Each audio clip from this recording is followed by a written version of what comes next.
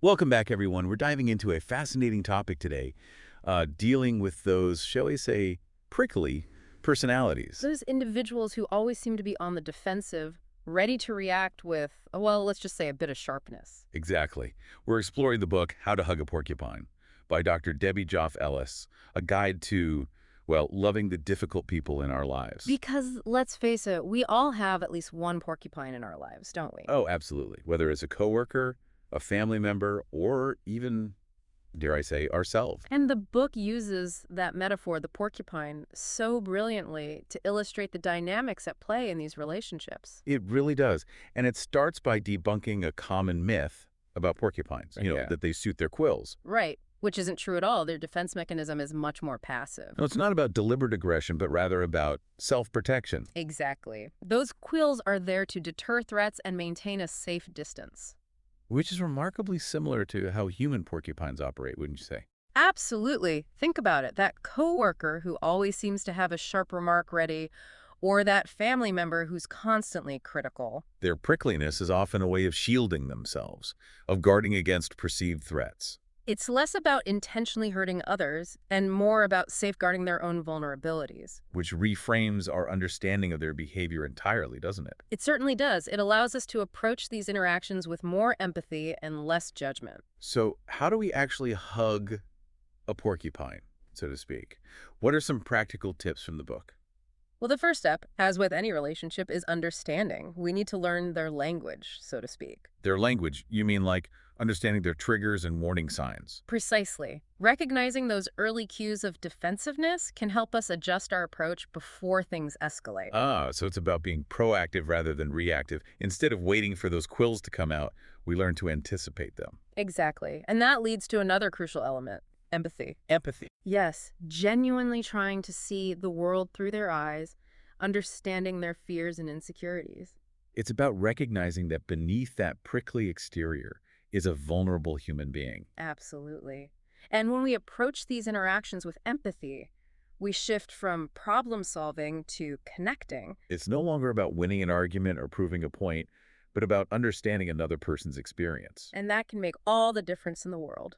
Now, the book goes on to explore how these principles apply to different areas of life, particularly at work and at home, Right, because let's be honest, those are the two arenas where porcupine encounters are most prevalent. and often the most challenging. Absolutely. But the good news is that the book offers specific advice for navigating those situations. So let's start with the workplace. We've all encountered those difficult colleagues or bosses. Oh, haven't we?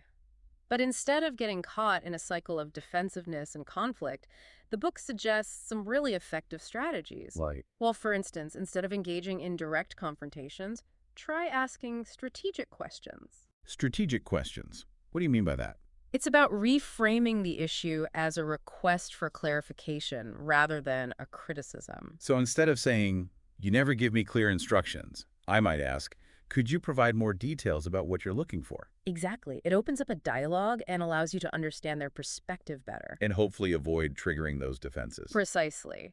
Another great tip is to look for common ground. even with the most challenging porcupine. Even then, there's usually some area where you can connect, whether it's a shared goal, a common interest, or just mutual respect for each other's expertise. Finding that point of connection can remind us that we're not enemies, but rather colleagues working towards a shared objective. And that can really soften the impact of those metaphorical quills. So we've talked about the workplace. What about porcupines at home? Those relationships can be even trickier. They can, because the emotional stakes are so much higher. Absolutely. These are the people we love and care about most. So how do we navigate those dynamics without ending up in a quagmire of hurt feelings? Well, the book emphasizes the importance of choosing the right time to talk. You mean like avoid those difficult conversations when emotions are running high?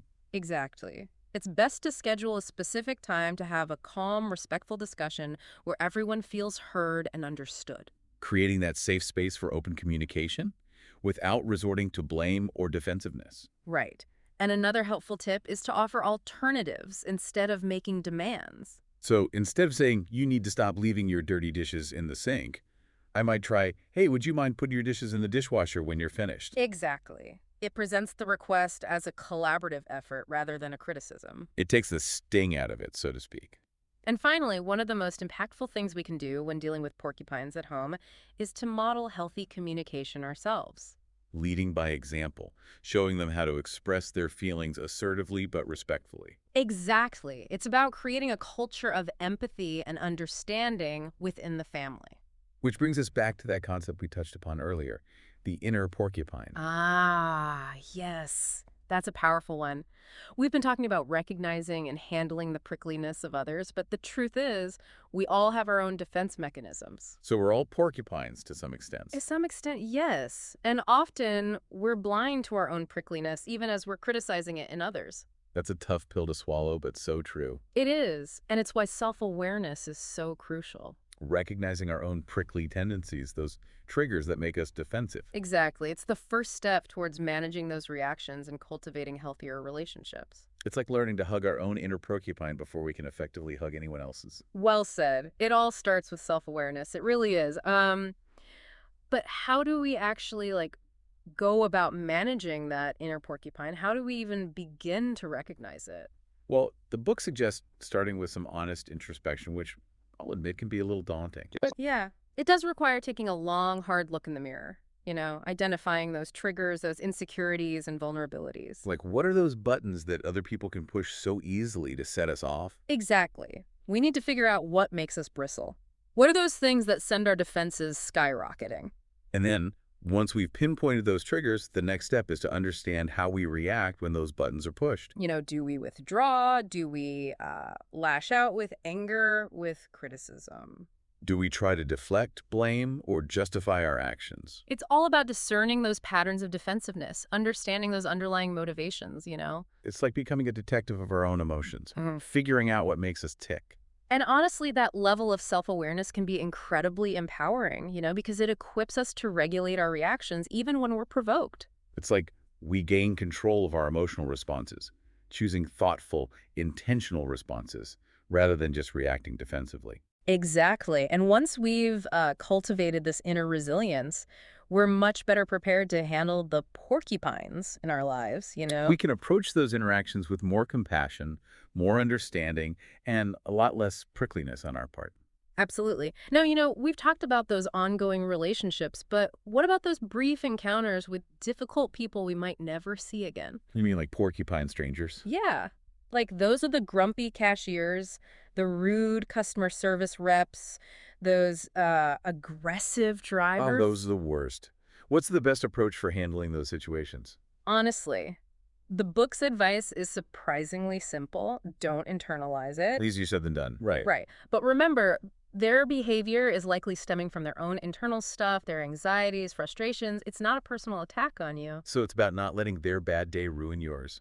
And if the situation allows for it, a simple act of kindness can sometimes work wonders. So like a smile, a kind word, even just acknowledging their frustration. Exactly. It can sometimes shift the entire energy of that interaction. And if all else fails. Disengage. Sometimes it's best just to walk away. You don't have to engage in every battle. Pick your battles. I like that. Okay. Okay, so we've covered so much ground today, exploring various strategies for handling those prickly personalities, both in our personal and professional lives. We have. But before we wrap up our deep dive into how to hug a porcupine, I want to leave you with a final thought, a message of optimism. The book reminds us that even the most challenging relationships have the potential to evolve. Evolve. Evolve with patience, understanding, and a willingness to see beyond those defenses. It's about recognizing that beneath every porcupine's prickly exterior, there's a vulnerable individual longing for connection. Acceptance, love. Mhm. Sometimes the most compassionate act is simply to embrace them, quills and all. Now, before we go, let's recap those key takeaways from our exploration of how to hug a porcupine. That sounds great. First, the book uses this vivid metaphor, the porcupine, to represent those difficult individuals we often encounter. Second, it emphasizes that porcupines, both the animal kind and the human kind, primarily react defensively out of fear, not malice. It's a way of protecting themselves from getting hurt. Right, it's a defense mechanism. Third, some key strategies for handling porcupines include learning their warning signs, understanding their emotional soft spots, communicating in a way that resonates with them, and honoring their boundaries. So respecting their space and their limits. Fourth, and this is a big one, Empathy is paramount. Putting ourselves in their shoes. Trying to understand their perspective can significantly change the entire dynamic of the interaction. Makes sense. Fifth, the book offers specific advice for dealing with porcupines in different settings, like the workplace and, of course, at home. Right, because those environments present unique challenges. They do. Sixth, workplace strategies emphasize being assertive but respectful, asking insightful questions, and always trying to find common ground. Seventh, when dealing with porcupines at home, it's crucial to choose the right time to talk, offer alternatives instead of making demands, and, most importantly, model healthy communication ourselves. Setting a good example for everyone involved. Eighth thing, we talked about that important concept, the inner porcupine. The prickliness we all have within us. Ninth, self-awareness is absolutely key. Recognizing our own prickly tendencies, acknowledging our own shortcomings, is essential for handling porcupines, both those within ourselves and those in our relationships. So it all starts with looking inward. And finally, number 10, loving a porcupine is about understanding, empathy, and skillful navigation. It's about remembering that those prickly exteriors often conceal fear and vulnerability. Exactly. So we can learn to hug them, so to speak, with compassion and care. Well, I hope this deep dive has provided you with some helpful insights and strategies for navigating those challenging relationships in your life. Me too. Remember, dealing with difficult people can be tough, but with understanding, empathy, and a willingness to learn and grow, it's a challenge we can overcome. It sounds like the key takeaway here is that embracing those prickly personalities, those porcupines, requires a shift in perspective. It does. And, it's not about eliminating conflict altogether. Disagreements are bound to happen in any relationship. It's more about, learning to navigate those disagreements constructively. Minimizing the hurt, maximizing the understanding. Right. And creating a space where everyone feels safe to express themselves authentically, even if those expressions come out, well, a bit prickly sometimes. It's about recognizing that we're all works in progress.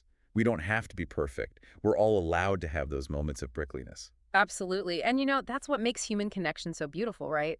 It's those imperfections, that shared vulnerability. It's in those moments of authenticity, when we let our guard down, quills and all, that true intimacy flourishes. And, it all comes back to empathy, which we've talked about a lot today. It really is the key to unlocking more fulfilling and harmonious relationships. It's about choosing understanding over judgment, compassion over criticism. Exactly. And I truly believe that by embracing the principles outlined in How to Hug a Porcupine, we can all learn to navigate those challenging interpersonal dynamics. With more grace, understanding, and ultimately more love.